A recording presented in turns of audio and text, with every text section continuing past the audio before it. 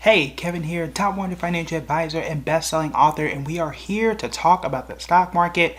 This took me all off of schedule. I had some videos planned what I was going to talk about today and what I was going to do today, but that's the nature of the stock market.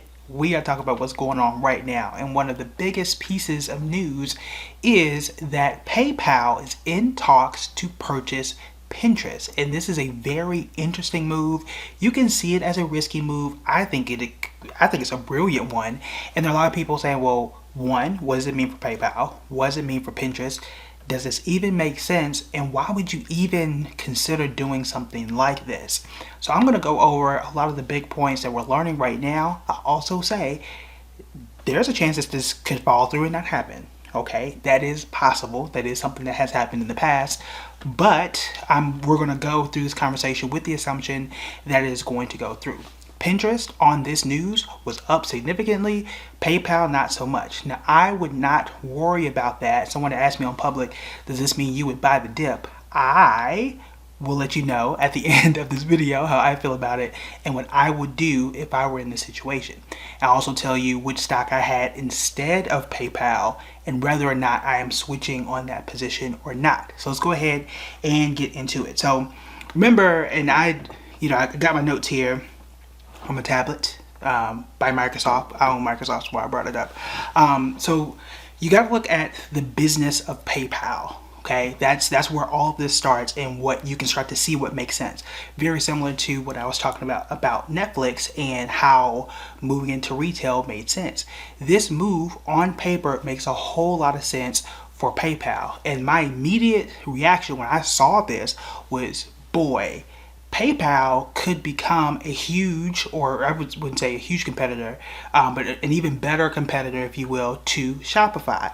Shopify allows sellers to set up their own stores, make those payments and transactions, and basically run their own business on their own terms. Now, Shopify partnered with a firm to make that payment process work, which, is shade to PayPal, because that's pretty much how PayPal was born, basically from eBay.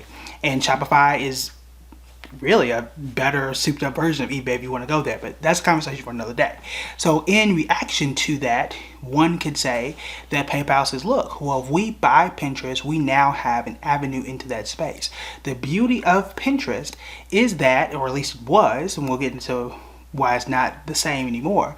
But the beauty of Pinterest is when they went public, their biggest selling point about why Pinterest was so great is because one is where people go to get ideas, and it was the one that people were most engaged on and was most likely to lead to a purchase. And that is important for advertisers and people who post on that platform. So if I am starting a business and you tell me of all the platforms, Instagram, Facebook, Pinterest, Twitter, TikTok, all these things, and you tell me Pinterest is the most valuable place, that if I post it there, people are more likely to buy on Pinterest than anywhere else, then that tells me this is where I need to be posting my content. Perhaps it's, wedding dresses or whatever. That's the last time I was on Pinterest, was for the wedding, trying to figure out what I want to wear and what type of house we wanted when I was in my early 20s. But anyway, all that aside, that's the selling point of Pinterest. Well, if you pair Pinterest with PayPal, meaning you get to just scroll through there, do what you do, whatever your Pinterest boards, and you can click buy right there, that is a huge selling point for PayPal, which is why it makes sense for them to buy it. The other thing too is that this builds on top of what I call a company stack. You can call this an ecosystem, you can call it vertical integration, whatever it is you want to call it, that PayPal is continuing to build. Now I'll see if I can add the graphic.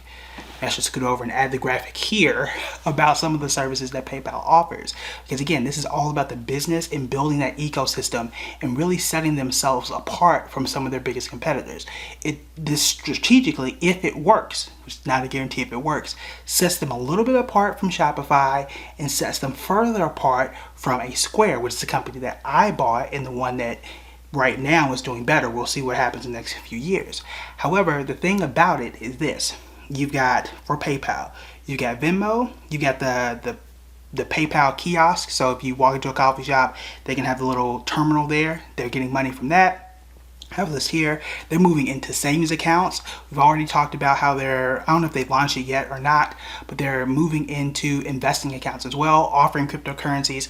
They're really building out that integration factor where anything that has to do with money, PayPal is trying to make that happen. They've already gotten into the buy now, pay later phase where you're able to make purchases, split it out over, let's say, 4 payments. And that, according to them, has increased usership and people buying by like 15%. You're 15% more likely to purchase something if they have a buy now, pay later option on the site, which is another selling point for Affirm and PayPal and others. So they're really trying to hone in and say, look, this is what's going on. We've seen what happened in 2020. We want to keep people in our ecosystem, and what better way to do it than Pinterest? But here's the biggest selling point if they can pull this off. All these social media algorithms, the best thing that they do is they become mind readers. Is one of the criteria that I have in the framework that I'm working on to help people better understand the stock market and understand which companies to look at and which ones to say, I'll wait later. But the great thing is, just like you are on TikTok or YouTube, once you start watching a few videos, it's usually pretty good at suggesting the next things that you might want to buy, which gives you a selling proposition that Shopify doesn't really offer. People, business owners, use Shopify to put out whatever they want to put out. Shopify, at least to my knowledge, isn't necessarily spitting out and suggesting things to you. You don't just go to Shopify.com and just peruse all day like you would at Amazon, which is a good mind-reading company. You buy a few books, they'll set you up with 100 recommendations. So now, if PayPal can get there and allow you to, if you're using Pinterest, you're using it like you normally would, you buy one dress, you buy one hat, then it starts to suggest all these other things, and now they've got you hooked. You're already on there. People on Pinterest are already going to be on Pinterest. You're more likely to buy. They make it easier for you to buy, and you're raking in more money if you are a Pinterest user or now a PayPal user. Then, right, if you're already on there, you're already just using the buy now, pay later, which is another option that you have now. If this goes through and you're doing that on Pinterest, then you're like, well, I might as well have my savings account at PayPal or whatever it is they're going to call that bank. I might as well go ahead and buy my stocks here. All of that stuff is setting them up to have a very good ecosystem as a business. But that does not mean that it's going to just work, because now when you acquire a company, you also acquire their risk. Meaning, we've already had a lot of privacy issues. We've talked about Facebook and what they're going through.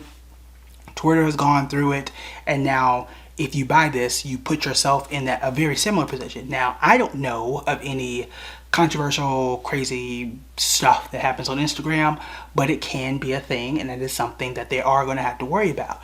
Also, the usership of Pinterest, while it's still like 360 some million people per year, I think, has dipped from what it was last year at the peak of the pandemic. That is something that you want to be concerned about. What we know about social media is every 3, 4, 5 years or so, things shift rapidly. And now, where you were in finance, where it's relatively stiff, like we've had crypto, we've got NFTs, well, 2 things that's popped up, but it's not as fast as what social media is.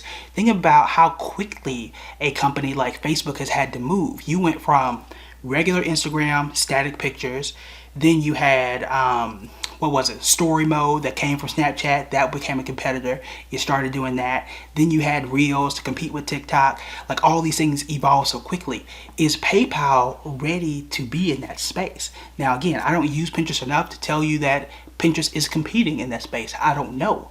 But I tell you now, that's something that PayPal is going to have to get good at to ensure that people are still going to use Pinterest in the same way that they use these other apps. There's one good thing about Facebook or even Instagram is that they're real quick. Once they start to see something working well, take hashtags. Remember back in the day, hashtags were not a thing on Facebook at all. They were very quick to add that to get people to stay on their app. The algorithm consistently changes. It consistently reads your minds and puts out ads that you are more likely to buy. This is what PayPal now has to contend with and be a lot better at, because Pinterest has been lagging to a degree in terms of how people are interacting and how people are moving and being drawn to the app. I don't see, and this is just me, y'all tell me in the comments, I'm not drawn to a Pinterest. As a creator, like, it's my job to put out good content and have people go to my website and do all that stuff. At no point am I ever drawn to Pinterest. Here on YouTube, right? I started on TikTok, I'm on Twitter.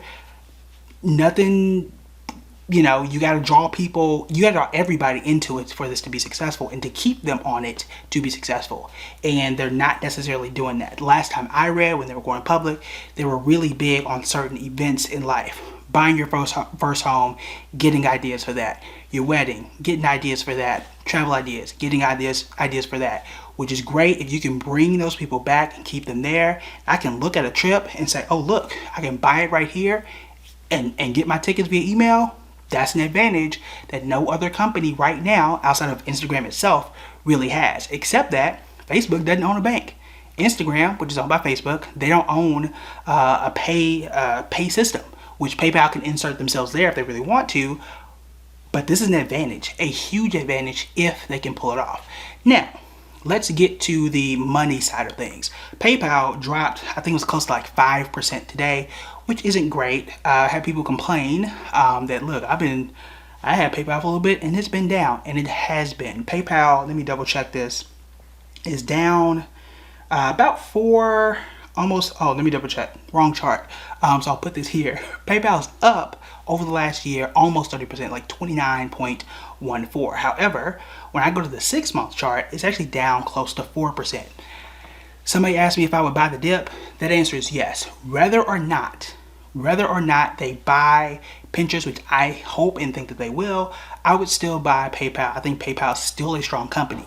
Now, personally, I chose Square because Square had better performance. Over the same period, Square is up, and let me double check this as well. Square is up like 4% compared to PayPal. So I went with Square, and so far that's been right. You can go back to December of 2020 and watch the video comparison I did between Square and PayPal. My son owns PayPal, so I have no shade and no hatred for PayPal. It is a good company in terms of like where their numbers are. Most analysts side with PayPal, but I made money in Square the last few months. PayPal hasn't. But that's for another day.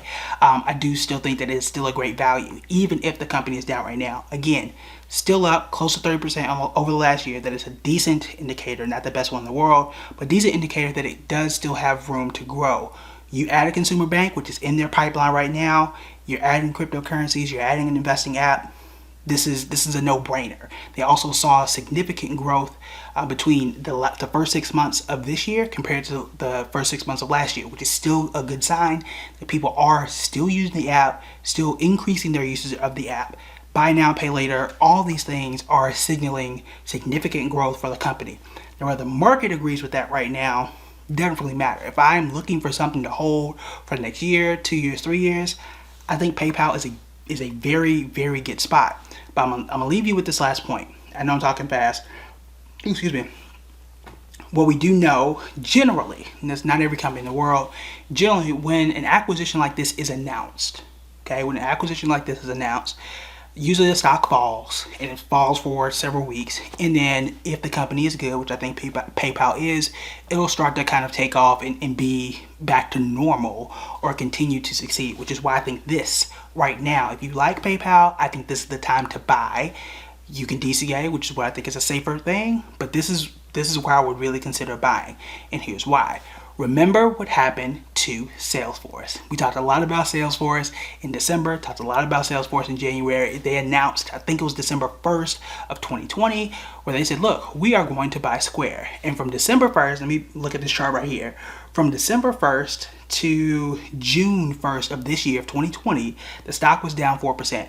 It wasn't good. The stock tanked on the day they announced this. It wasn't all that great. However, the last 6 months, Salesforce is up, ticker symbol CRM is up 25%. Okay, so I'm not here to tell you that PayPal is going to go up 25%, in the next 8, 9, 10 months. But I do think, based on where they are, what they're doing, how they're looking to expand, and we know for a fact that e-commerce, buying stuff online, is not going anywhere anytime soon. And they're expanding their business. They're expanding what I call that company stack, and really building out a set of products to keep people invested, literally and figuratively, in their services, keep you in that ecosystem, and continue to grow. PayPal been around for 20 years now. They are not the new kids on the block, and I think this is a very, very good move for them to make. So I like this stock, okay? I like the stock. Whether or not I will buy it, again, my son has it, he gonna keep it. I need to sit down, and now I'm gonna sit down and compare and have to do a re-review of PayPal and Square in December. Why am I waiting till December? I'm sticking to my process, which is what I tell y'all to do. I stay disciplined, which is what I tell y'all to do, and I will make that choice whether or not I'm going to switch or add. The only reason why I am hesitant to add a PayPal or keep a Square and see which one and not take both is because y'all already know I'm really into financial companies based on what we've seen. It does not make sense for me to be overweight in financials in case things don't go well. So between PayPal, maybe Goldman Sachs, what was Upstart kind of fits in that space. We talked about JP Morgan. I'm not really interested in that. I already have Capital One. And then there was another company, BlackRock. That's 5 financial companies. All of them I really like. And I cannot have them all. So I need to make some personal decisions with my portfolio, which is what you should do with your portfolio, and see where it fits. So I need to survey the landscape, see which one of those 5 I want to keep. Maybe I keep a Square, and maybe I add a PayPal and a Goldman Sachs. But I gotta stay balanced. I don't want to lean too far in one direction or another. However, if I'm looking into it now, if I know for a fact that I am going to hold the company for a year or more, I really like PayPal for their potential growth. And if they pull this off, I think it could be amazing if they manage this well. All right, I think that was everything in my notes. Let me double check. Yep, talked about privacy and user concerns with social media. Talked about the Instagram comparison. Facebook I've seen it before now as well, where they add a shop feature where you can go click and buy stuff. I think Pinterest is good for that. All right, so yeah, I've covered all of the things that I need to cover. If you have questions or points, let me know what you think. Let me know what you think about the video as a whole. Like, subscribe, do all that stuff. But this format, I want to do a lot more of. The last thing I need you to do is make sure you click, there's like a bar or something that pops up nowadays, to join the email list, because when I announce new products, when I announce new events, new books, all that kind of stuff, it goes to the email list first, okay? You want to be on that in case you miss a video or in case YouTube goes down, which, you know, we saw what happened to Facebook. You want to make sure that we stay in touch and we stay in contact. I really send like three or four emails a month. So make sure that you're on the list. The link will be below. It'll be in the description as well. All right, that is it for me. I'll talk to you guys later.